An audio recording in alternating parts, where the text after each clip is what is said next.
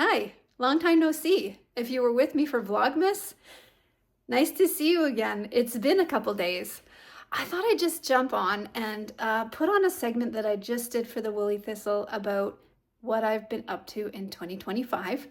Some of this you may know if you're a longtime viewer, and if you're new, then some of this will be new to you as well, but I hope you like it. It's short and sweet, and there's a quick little yoga practice at the end. You don't even have to get off your chair. It's a little yoga practice to bring you clarity and balance and a clear mind moving ahead in 2026. So if you're new here, welcome. If you've been here a while, welcome back. You know, you can always find me on Instagram, on YouTube, on Patreon, and Facebook as Turning Ground Yoga. So without further ado, let's get started. So I have been working on a book, which means I don't have as many things to show you as I would like. All of those bags up there are projects for the book. So the book is going to be knitting patterns, healthy seasonal recipes, and yoga practices that are cyclical for the year. So I am currently a year into creating content for this book, and I anticipate it'll be one more year before you see it, but it will be coming out at some point, possibly in the next year or two. So that's very exciting, but I can't show you any of those things. But what I can show you, I do have a few projects. So the first one, I just needed to do a little bit, something that was already written. So this project here is the Orchidacea sweater by Susan Crawford. It's knit in Polka Dot Creek's DK tweed in the color Dove and Espresso. This is an oversized sweater, and I absolutely love it. It's a wonderful thing to wear over leggings or something like that, and it's just super comfortable. It's a superwash, which is really nice because then I don't get too itchy around the neck. So that is the first of my finished objects that I really enjoyed this year. The next one is something that I only have a picture of. It is a self-drafted toddler sweater. I have some friends with little kids, and it's just so cute to see them wearing their old man style sweaters. It's very, very adorable. So anyway, I had some scraps and I knit it up for him, and it's on my project page on Ravelry. The next one, also nameless. My daughter gave me a picture of a sweater that she wanted me to knit, but it wasn't a pattern, it was just a picture, so I had to make something up. So I'm just calling it a teenager sweater. I did not write down the instructions. It's self-drafted, but I'll probably never be able to recreate it. But she really liked it. So that self-drafted sweater was made with Sheepy's Chunky Monkey in color 2005 navy, and again, all the details are on my Ravelry. The next thing that I made was a very small version of the Coyote. I'm not sure if that's how I'm saying it right, but the Coyote hat by Natasha Hornby. And if you look, there's some very, very cool patterns there with the dip stitch. This one's made in a very busy color of yarn called My Body, My Choice by Allison Barnes Yarns. So that one, it will probably go to my daughter, my younger daughter, because it is a little small, but I have plans to knit another one. Okay, and then the last thing that I can show you on finished objects is this cute little guy. It's a cute little snowman. My daughter's boyfriend's coming, oh, his hat, brim there, coming for a visit. And he's never been to Alberta, so we're thinking that this might be a good starting gift for him. I'll put the name of who designed the pattern because I did not write it down. So those are kind of what I've been working on that I can show you. Let's see, and then there was this really fun December knit. So I bought a self-striping sock yarn from the Cozy Knitter. This is the colorway Holly Jolly in their sock set. And I decided to make a pattern. So I worked on it, and then I ripped it out, and then I worked on it again, and this is the result.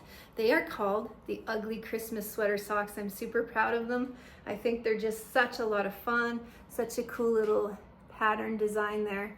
And the idea was, they're so textured, they kind of remind me of those horrible 80s men's sweaters. So that's why it's called the Ugly Christmas Sweater Socks 2.0. I also did an Ugly Christmas Sweater Sock pattern last year. So these actually are up on Ravelry, and when I was doing Vlogmas this year, I try to do that every year, and it's been such a lot of fun. On Vlogmas, this was something that I got to, I gave the pattern away for free for about a week, and so we had a lot of downloads, and I think a lot of people will be knitting these socks.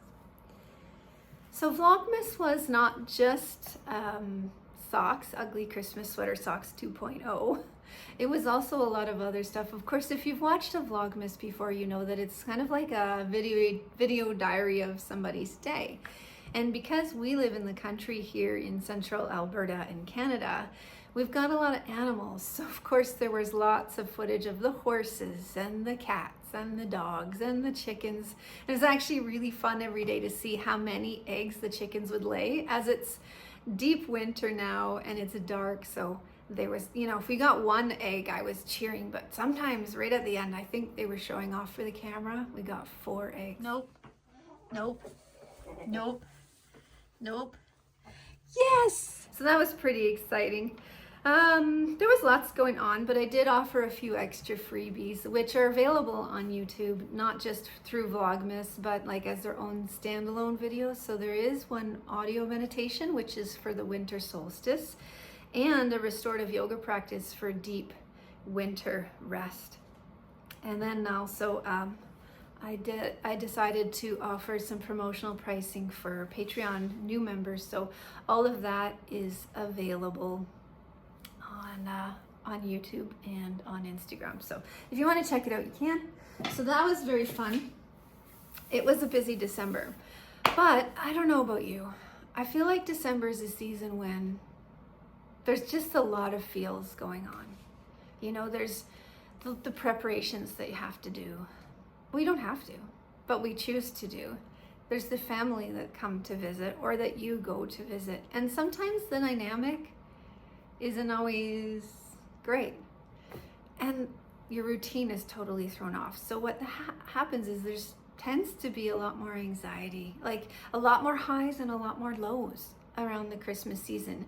And as we're coming into the New Year's now, I thought maybe the best yoga practice to show you would be something very simple, something that would serve to balance your energy. So it's alternate nostril breathing. It's very, very simple. I try to do this every morning. So for the count of 4, you block your right nostril and you breathe in through the left. The left is your feminine side, your yin side, your quiet, relaxed side. And then you exhale through the right nostril for a count of 4. The right side is your masculine side, your yang side, your active side. So you carry on breathing like that. In through the right for 4, out through the left for 4. In through the left for 4, out through the right for 4. In through the right for 4, out through the left for 4. And you finish exhaling out the left side. Now this practice can be challenging in that your brain will want to run amok, as it does. There's a reason it's called the monkey mind. But if you just committed to, let's say, 3 minutes to start, and then maybe 5, and then maybe 10, eventually those buttons and those triggers will get quieter, and you'll find that you can just settle into the sound and feeling of your breath. So alternate nostril breathing is wonderful because it balances your energies. So if your energies are scattered and all over the place, it just brings it all down. It balances the 2 sides of your brain. And it just brings a whole lot more mental clarity. So if anxiety is something that you're feeling, or you're waking up and you feel sluggish or purposeless that day, this practice is ideal for bringing you back to you.